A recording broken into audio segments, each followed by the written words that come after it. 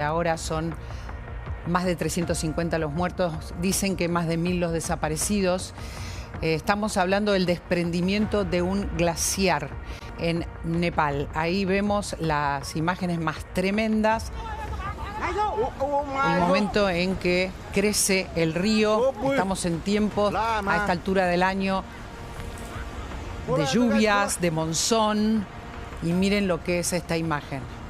El río empieza a crecer, llega a los 300 metros de altura y arrasa absolutamente con todo. Por supuesto, con las casas, las personas, un vendaval de lodo sobrevino después de, en primer lugar, un terremoto. El terremoto fue al norte de Nepal, en Tíbet, por la mañana de ayer.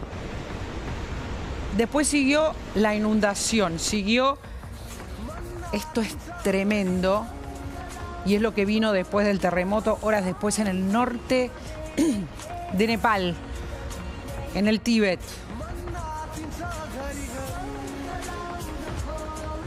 Fíjense las imágenes, lo que muestran, lo que puede provocar el desprendimiento del glaciar. Vamos a hablar ahora, con un geólogo para que nos explique qué puede pasar cuando se desprende un glaciar, qué es lo que pasa. En este tiempo siempre hay lluvias, puede haber inundaciones en Nepal, pero esto que pasó lo consideran la tragedia más grande de la historia. Es la tragedia más grande de la historia. Todavía no se pueden estimar la cantidad definitiva de muertos porque están sacando cadáveres. ¿De qué se trata la actividad hoy ahí? Sacar los cadáveres que están enterrados por el desprendimiento del glaciar en este río de lava. A ver, vamos a verlo. De lodo, no de lava, de lodo de barro, sobre todo de barro, fíjense. Ahí está, estamos viendo imagen de un dron. Esto es hoy, horas después, cómo queda. Ustedes estarán viendo en los edificios, hay pisos enteros sumergidos debajo del lodo.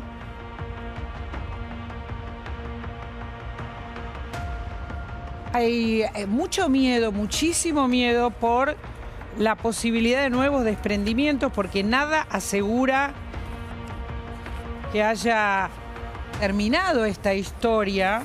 La historia no terminó, por eso hay muchísimo, muchísimo miedo. Y otra de las situaciones que está sucediendo ahora, además del rescate, por supuesto, de los desaparecidos, por supuesto, de los cadáveres, otras de las situaciones impresionantes que estamos viendo allí es la evacuación.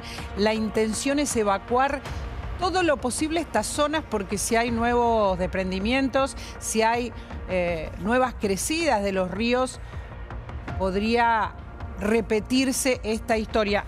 A ver si podemos comunicarnos con Nepal. Ahí tenemos varias personas que nos van a contar qué es lo que pasa. Ahí lo estamos viendo a Ramsés. Hola Ramsés, ¿cómo estás? Buenas tardes. Sos guía turístico, ¿verdad? Sí, buenas tardes. Buenas tardes. Ramesh se dice, ¿no? En realidad. Sí, me llamo Ramés. Ramés, ahí está, Ramés. Gracias por atendernos. Contanos qué es lo que está pasando ahora.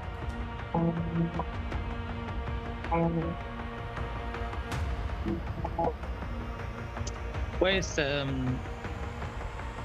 ya saben todas las noticias, ya han salido las noticias por el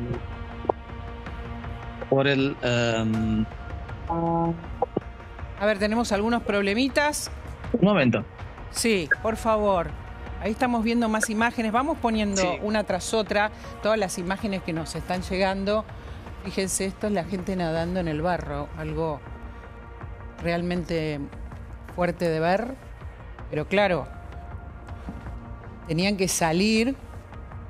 Bueno, es casi un pantano. Ramés, ¿me escuchás? Bueno, a ver si A ver si podemos conectar con un argentino, sino que está allí. No tenemos comunicación con Ramés, que es... Sí, ahora sí sí. te vemos, Vamos a pero hablar. no te escuchamos. Ah, vale. A Muy ver, bien. contanos. Pues han mostrado las imágenes. Estas imágenes son verdaderas imágenes. Sí.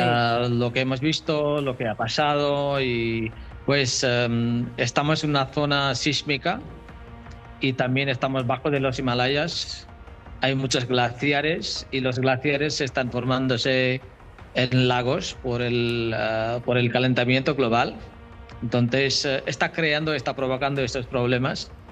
Y los menores problemas ya teníamos frecuentemente en la región del Himalaya, en algunas aldeas, en algunos pueblos, antes también, pero de este nivel y este volumen no sabíamos en nuestra historia. Este fue uno de más grande y más catastrófico en Nepal. O sea, para todos es la tragedia más grande de la historia en estos momentos lo que está pasando en Nepal. Sí, pues después del terremoto de 2015, el 2015 fue una tragedia muy grande, tragedia nacional, que nos dejó como 10.000 muertos. Pero de este tipo, de la inundación, de desprendimiento de los glaciares, en nuestra historia fue una de más grandes. Nosotros decimos, recién se conocen las primeras cifras, pero ¿qué es lo que estiman? ¿Hasta dónde podrían llegar las cifras? Si es que algunos se atreven a hacer un estimado. Pues todavía el gobierno no ha dicho claramente cuál es la cifra, cuál es la cifra exacta de los desaparecidos y de los muertos tampoco. Está saliendo las noticias cada hora, cada 2 horas, y la cifra de los muertos está subiendo. Ya ha superado más de 300 personas ya. Sí. Pero hay una cifra grande de los desaparecidos, incluso los nepalíes, los turistas de muchos países. Entonces la cifra puede subir a mucho. No podemos decir exactamente, no puedo decir ahora cuál es, pero sí que el número de muertos va a subir. A ver, les voy a pedir otra vez que pongan esta imagen del momento en que sucedió, por lo menos este primer desprendimiento, que me parece realmente muy fuerte de ver. O sea, gente, Ramés, empezamos el programa con la imagen de gente que está caminando por un lugar en montaña, en la montaña, y se viene el alud de barro sobre sus cabezas. Sí. Parece una película, ¿no, Laura? Sí. Parece una película grabándose, pero eso es una realidad. Y mira, la gente no pensaban que el volumen de agua subiera tan alto, porque este es un cañón, es un cañón de los pueblos, de las montañas de los Himalayas. Entonces, estos que estaban escapándose son los ingenieros, son los trabajadores, porque en esta zona hay muchos proyectos de hidroelectricidad. Entonces, estos son trabajadores hidráulicos, en los proyectos hidráulicos. Muchos de ellos están desaparecidos, todavía no están en contacto con el gobierno o con otras personas. A ver, estamos hablando de gente del lugar. Es terrible. Es terrible. Estamos hablando de gente del lugar o gente que está visitando esa zona. Esto es lo que hemos... Hay de todos. Hay algunos que están visitando en esta zona también, porque es una ruta de los viajeros, de los turistas para ir a Tíbet. Sí. Es una carretera. Y también hay varias aldeas, entonces también los ciudadanos, los pueblos, la gente del pueblo. Y estas imágenes que están corriendo los hombres, estos son los trabajadores en los proyectos hidráulicos. Claro. En esta zona. Claro, los trabajadores y esta que estaban gente volviendo. Son de otras regiones de Nepal. Sí, esta gente son de diferentes regiones de Nepal, trabajaban en estos proyectos y pues muchos de ellos no están en contacto. O sea, son personas que van a esa zona a trabajar. Sí, esta zona para trabajar, sí. Estos son aproximadamente 10 segundos los que vimos, porque es un momento corto en realidad donde sucede todo, ¿no? Sí, en 10 segundos, sí. Por ejemplo, en 10 segundos llegó esto y la gente no tiene tiempo de subir a las montañas, porque las montañas también son verticales. Y esta carretera que están mostrando era una carretera y la gente quería huirse de ahí y pensando que el agua no sube hasta la carretera, pero sí que ha subido. Sí que ha subido y arrastró a todo el mundo. ¿Está compuesto de qué? ¿Tenés alguna información? ¿Qué es esto que cae? ¿Es un barro? ¿Es lodo? ¿Qué sería? Pues primero, el nacimiento de volumen de agua es de un lago. Las imágenes están saliendo que una avalancha se cayó en el lago, entonces el agua del lago del Himalaya desbordó y bajó por los cañones hacia el sur y atravesó la cordillera del Himalaya y llegó a la frontera de Nepal y pasó por este río, por estos cañones. Entonces, cuando empezó a bajar, arrastrando el lodo, el barro, las piedras, árboles y los puentes que estaban también todo arrastro, y entonces el volumen de lodo y todo está arrastrado se subió. Por eso, cuando llegó más abajo, el volumen fue más grande, más alto, por la mezcla de todo. Ustedes tienen imágenes del momento que vi, entre todas estas imágenes, vi el momento en que arrasa con máquinas también, ¿no, Ramés? Sí, sí, porque es una entrada de los vehículos chinos y también hay vehículos que estaban importados hacia Katmandú para vender. Entonces habían más de 300 vehículos nuevos entrándose hacia Katmandú, estaban haciendo un proceso de la aduana y estaban entrando. También habían muchos autobuses y coches de los turistas para despedir, le llevaban hasta la frontera, y también para recibir que entraban hacia Nepal desde Tíbet. Entonces habían muchos autobuses turísticos, autobuses locales, y también los coches importados a Nepal. Todo fueron arrastrados. Claro. Todo arrastrado. A ver, no sé si está conectado ya Hernán. ¿Está conectado Hernán? ¿O seguimos hablando con Ramés? Me gustaría poder hablar con Hernán, es un argentino que está allí y que también nos ha dado muchísima información, Ramés, de lo que está pasando. Puede volver a pasar. Escuché que puede haber, nuevos desprendimientos, ¿no? Hola, ¿qué tal? ¿Ramés? Hola, hola. ¿Puede haber nuevos desprendimientos? Contame. A ver, se nos cortó con eso Ramés. es un desprendimiento de... Sí, te escucho. Sí, ¿me escucha? Sí. Sí, ok. Este es una mezcla de desprendimiento de la montaña y agua y todo mezclado. Mira, el agua llegó hasta la zona más baja ahora. Esta imagen muestra que está paralelo de Katmandú. Claro.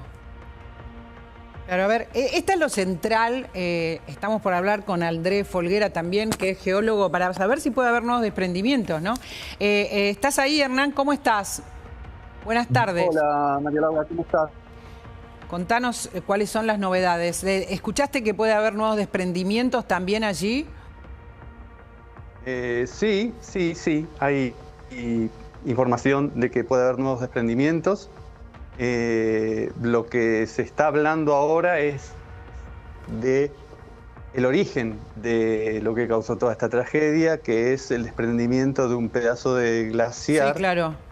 De unos 600 metros de diámetro, que cayó 1200 metros en caída libre. Así que imagínense arrastrando lodo, rocas y hielo. Entonces, eso es lo que dio origen a toda esta lamentable tragedia, ¿no? Vos estás en un retiro, ¿verdad? Allí, en Nepal.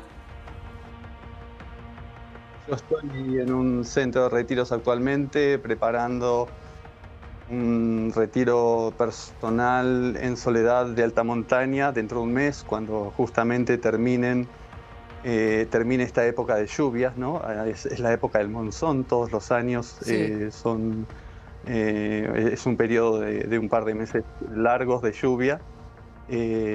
Por eso no es recomendable en esta época hacer expediciones, hacer trekking, justamente. Pero vos entendés que lo que nosotros vimos y lo que pasó y sucedió fue con trabajadores, ¿no? O sea, los primeros afectados cuando empezó esto a Lud, ahí lo estamos viendo otra vez, fueron trabajadores que venían de distintos lugares de Nepal a trabajar en una empresa, estaban volviendo y bueno, ahí lo estamos viendo antes que los arrasara todo esto que pasó. ¿Vos estás a cuánto en estos momentos de allí? ¿Estás cerca?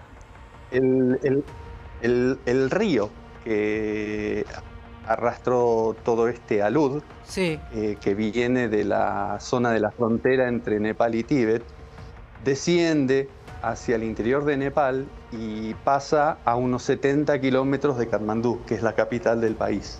Claro. Entonces yo estoy en Katmandú, a unos 70 kilómetros de ese río. Entonces la situación en la ciudad es de normalidad, claro. Digamos. Todo este incidente, toda esta tragedia sucedió en esas áreas rurales, que no están tan lejos, porque si hablamos de 70 kilómetros o de 100 kilómetros, por más que en vehículos se tarda quizás 5 horas en llegar, en distancia no es tan lejos, ¿no? Claro. Y claro, son plantas hidroeléctricas, son trabajadores de la construcción y son todas construcciones que están al lado del río, ¿no? Entonces, eso es algo muy típico en Nepal, lamentablemente. Construcciones al lado de los ríos, y esto es bastante habitual que ocurra, no que se desprenda un glaciar y provoque una tragedia de esta magnitud, pero todos los años, en esta época de monzón, en esta época en la cual llueve todos los días, no todo el día, pero cada día llueve un rato bien fuerte, sí. Es causa todos los años de inundaciones, pero algún no tipo de situación no de semejante. estas situaciones desde los Himalayas, tan importantes. No de esta en particular, no del en desprendimiento de un pedazo de glaciar de 600 metros de diámetro, ¿no? Pero desde los Himalayas hasta la cuenca del Ganges, ahí en la zona de Calcuta o enfrente de Bangladesh, son zonas que todos los años sufren este tipo de incidentes con aludes de barro, de piedras y con damnificados, lamentablemente, ¿no? Quiero aprovechar, espera, quédate en línea. Quédate en línea un segundo, este está... tipo de países, lamentablemente. Sí, lo sabemos, pero queremos entender la dimensión de este que dicen los nepalíes puede ser la tragedia más grande de la historia cuando se terminen de contar los muertos, con la cantidad gigantesca que hay de desaparecidos. Estamos con un geólogo también, pero vamos a hablar con vos y con Andrés Folguera, que es geólogo y que me gustaría que nos explicara, mientras hablamos también con Hernán, que está por favor en Nepal, y vemos las imágenes más tremendas. Esto es novedoso que pase en esta dimensión. ¿Cómo estás, Andrés? ¿Cómo estás? Buen día. Mira, lo que estamos viendo no es un flujo de barro cualquiera, como los que... Eso tiene que ver con las inundaciones de los monzones. Sí. Lo que estamos viendo es un fenómeno muy particular que tiene una terminología en inglés que es outburst flood, que es algo así como una explosión que produce una inundación. Es la explosión de un glaciar. Sí. El derrumbe de un glaciar. Pero vos decís que la composición de eso que cae es diferente que una inundación por los monzones. Absolutamente. Es una masa de hielo que impacta, que se derrumba cientos de metros, impacta, involucra muchas veces un lago, porque en las partes frontales de los glaciares hay lagos, y después involucra bloques, arcilla, arena, o sea que es una masa de agua y roca. Lo estamos viendo, son paredes de 30 a 40 metros de altura que avanzan a 200 kilómetros por hora.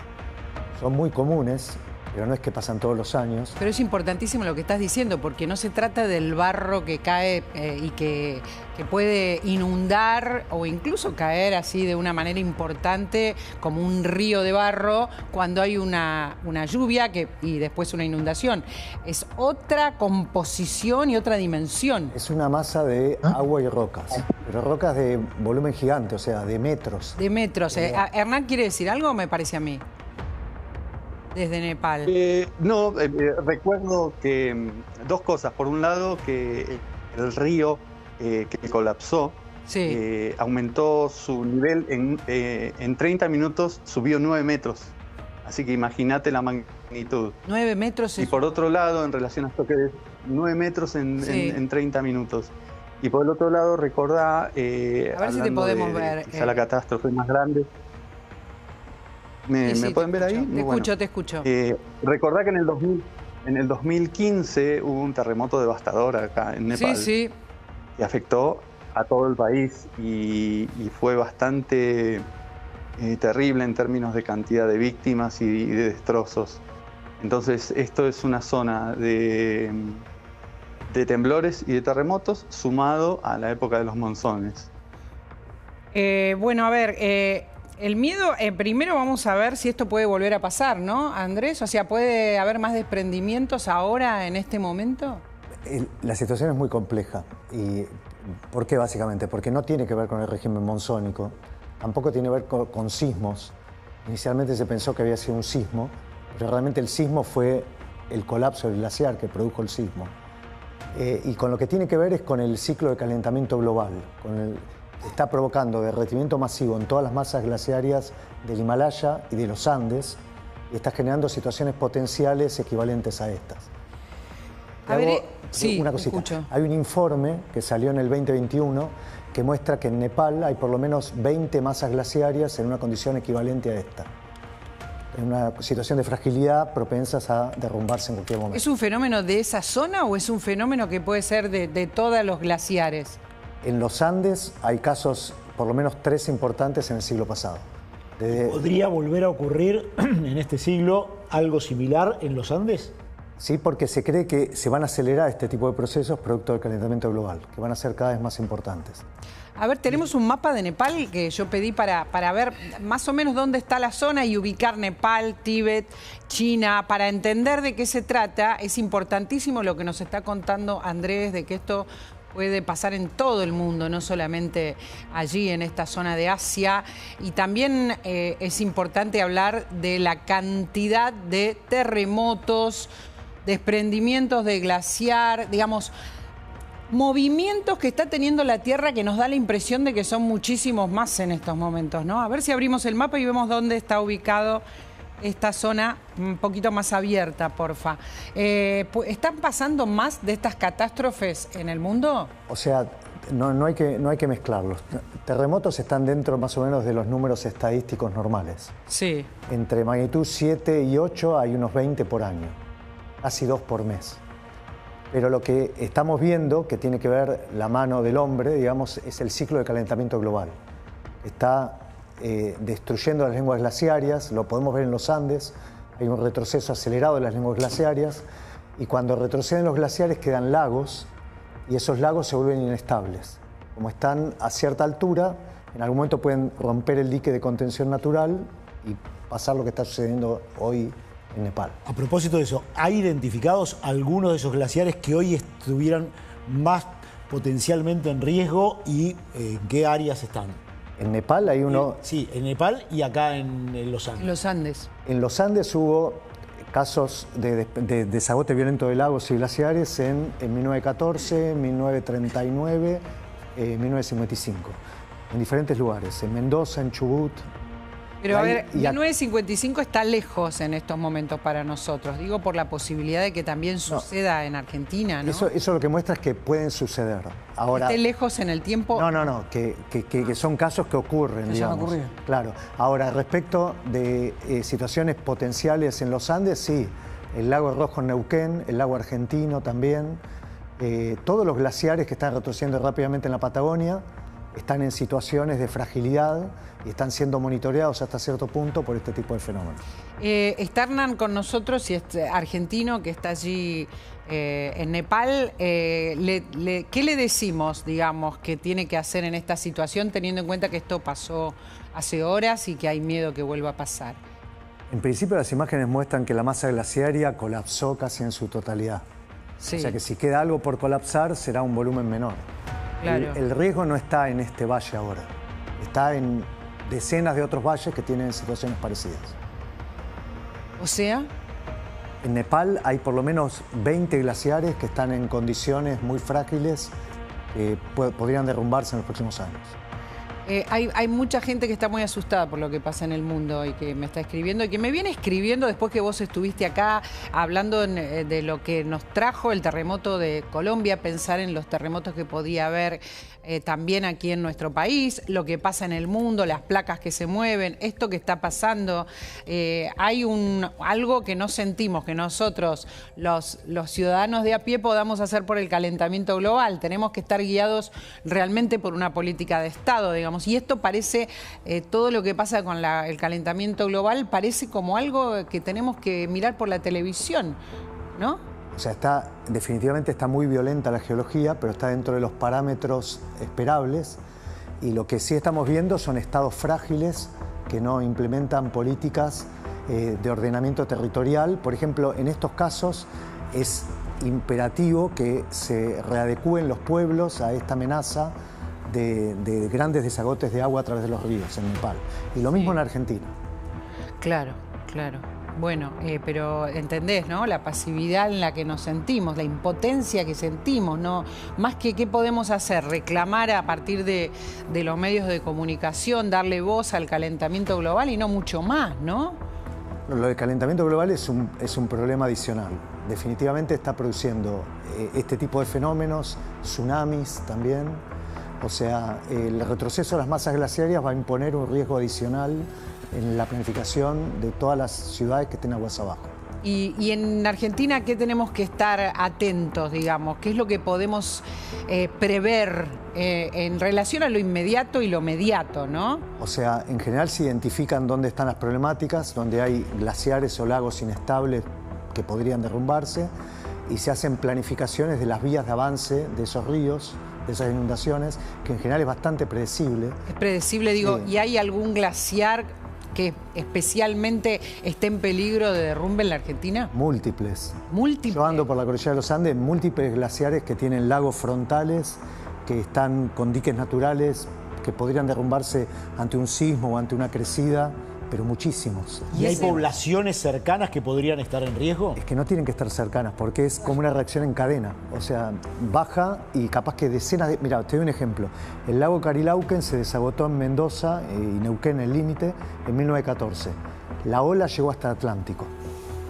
O sea, fueron cientos de kilómetros. ¿Y ese monitoreo que decís que se tiene que hacer está ocurriendo?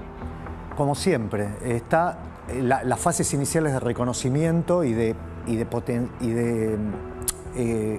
cálculo del riesgo existen, hay mapas de riesgo, sí, pero hay una desconexión con las políticas públicas, siempre igual. A ver, pero si decimos que hay múltiples glaciares, a ver, viste que cuando se dice muchos no se hace foco, ¿no? Podemos hacer foco en determinadas provincias, en determinados lugares. Te comento casos que conozco directamente. La laguna Rojo está sobre el río Lileo en el norte de Neuquén. Al pie hay grandes ciudades o pueblos como Lileo, como los Miches sobre el río Lileo. No hay ningún tipo de plan de evacuación ni de cuantificación, pero hay otros. Por ejemplo, en las nacientes del río Atuel, sobre el volcán Overo, hay unos glaciares que están también en una condición bastante inestable. Tengo entendido que el lago Argentino, y con el Perito Moreno y el Viedma, tienen situaciones equivalentes, que serían muy complejas por la cantidad de población que hay en la zona. Hay muchos casos que están estudiados, ¿eh? Están estudiados, igual nos enteramos gracias a vos, que sos un gran divulgador de lo que pasa y que no conocemos, ¿no? De los movimientos de la Argentina. Esa es la realidad y me parece sumamente interesante.